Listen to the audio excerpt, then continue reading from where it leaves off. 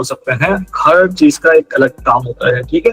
तो इस तरह से मैंने इसके डिफरेंट मॉड्यूल्स बनाए हुए हैं, जिसमें हम फर्स्ट में पढ़ेंगे एसक्यूएल फाउंडेशन, जो बिल्कुल बेसिक चीजें होंगी, जिसमें हम बिल्कुल छोटी छोटी चीजें होंगी जिसके हम बेसिक्स बनाए हैं, सही है।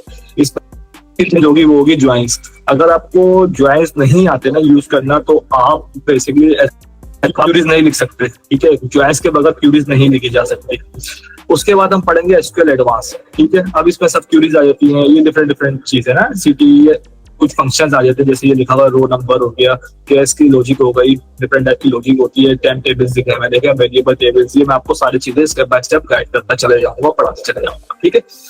ये मैंने पीडीएफ ऑलरेडी शेयर की है और मैं ये पीडीएफ आपको शेयर भी करूंगा दोबारा। उसके बाद अच्छा, यहाँ पे कुछ चीजें ऐसे लिखी हुई है जो जिसको सिर्फ हम लोग ओवरव्यू करेंगे, जैसे परफॉर्मेंस ओवरव्यू हो गया, ठीक है। अच्छा, फिर उसके बाद हम डेटा वेयर हाउसिंग की तरफ जाएंगे, जो बहुत मेन टॉपिक होता है, ठीक है, मेन पार्ट होता है, मेन मॉड्यूल है, basically OLTP, biases, OLAP, star schema, Snowflake schema, fact table, dimension क्या होता है, सरोगेट कीज क्या होती है, ये पूरा एक मॉड्यूल है, ठीक है।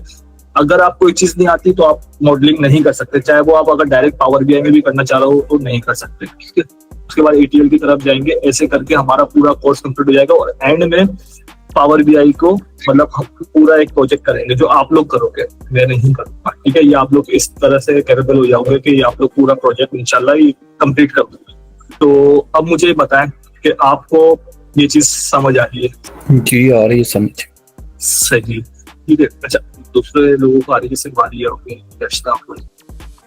अच्छा, मैंने ये पीडीएफ बनाई थी, बिल्कुल छोटे छोटे टॉपिक्स हैं, ठीक है। SQL stand for Curie language, सही है। इसे मतलब एक स्टैंडर्ड लैंग्वेज होती है जो बेसिकली हम हर चीज के लिए यूज कर होते हैं। एसक्यूएल इससे क्यूरी लैंग्वेज है, वो आप पोस्टग्रे पे भी यूज करते हो, वो आप ओरेकल पे भी यूज करते हो, वो आप माइक्रोसॉफ्ट के एसक्यूएल सर्वर पे भी यूज करते हो, जिसपे हम काम करेंगे। ये डेटाबेस से ना डेटा फेच करने के लिए होती है। लिखते हैं, क्यूरीज को गाइड करना शुरू करते हैं, तो अब ये डिफरेंट टाइप की चीजें करता होता है, जैसे सिलेक्ट हो गया, केसेस स्टेटमेंट होगा, वेयर कंडीशन हो गई, ठीक है, कुछ डिफरेंट टाइप के फिल्टर्स हो गए और आपके फंक्शन हो जाते हैं।